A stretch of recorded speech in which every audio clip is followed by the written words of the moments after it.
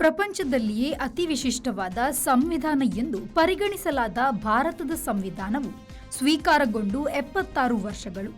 1950ರ November 26ರಂದು ನಮ್ಮ ಸಂವಿಧಾನ ಸ್ವೀಕಾರವಾಯಿತು. ಭಾರತಕ್ಕೆ ಸ್ವಾತಂತ್ರ್ಯ ನೀಡುವ ವಾಗ್ದಾನ ಖಚಿತತೆ ಸಿಗುತ್ತಲೇ ಭಾರತದ ಕಾನ್ಸ್ಟಿಟ್ಯೂಯೆಂಟ್ ಅಸೆಂಬ್ಲಿಯು ಸ್ವತಂತ್ರ ಭಾರತಕ್ಕಾಗಿ 1946ರ ನವೆಂಬರ್ನಲ್ಲಿ ಕೆಲವು ಸಮಿತಿಗಳನ್ನು ರಚಿಸಿತು. ಅದರಲ್ಲಿ ಸಂವಿಧಾನ ಸಮಿತಿಯು ಒಂದು. ಆದರೆ ಅದು ಕೆಲಸ ಆರಂಭಿಸಿದ್ದರಿಂದ 1947ರ ಆಗಸ್ಟ್ನಲ್ಲಿ ಇನ್ನೊಂದು ಸಮಿತಿಯನ್ನು ರಚಿಸಲಾಯಿತು. ಮೊದಲನೆಯದನ್ನು ಸ್ಟೀರಿಂಗ್ ಸಮಿತಿ ಎಂದು, ಎರಡನೆಯದನ್ನು ಡ್ರಾಫ್ಟಿಂಗ್ ಸಮಿತಿ ಎಂದು ರಚಿಸಲಾಯಿತು.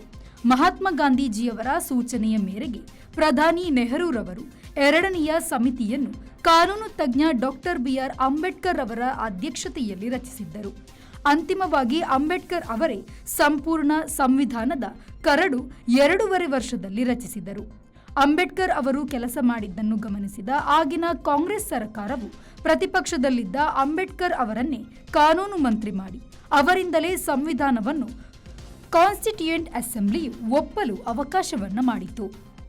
ಅದರಂತೆ 1950ರ ನವೆಂಬರ್ 26ರಂದು ಸಂವಿಧಾನ ಸ್ವೀಕಾರವಾಯಿತು. ಅಂಬೇಡ್ಕರ್ ಮತ್ತು ಕಾಂಗ್ರೆಸ್ ತತ್ವಗಳು ಭಿನ್ನವಿದ್ದವು.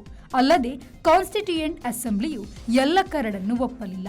ಅಂತಿಮವಾಗಿ ಅಂಬೇಡ್ಕರ್ ಅವರು ಸಂವಿಧಾನ ರಚನೆಯ ಕರ್ತವ್ಯ ಮುಗಿಸಿ ಸರ್ಕಾರದಿಂದ ಹೊರನಡೆದರು. ಭಾರತದ ಸಂವಿಧಾನವನ್ನು ಜಾಗತಿಕ ವಿಶಿಷ್ಟತೆಯದು ಎಂದು ಪರಿಗಣಿಸಲಾಗಿದೆ. ಬ್ಯೂರೋ ರಿಪೋರ್ಟ್, ವಿ4 ನ್ಯೂಸ್, ದಿಲ್ಲಿ.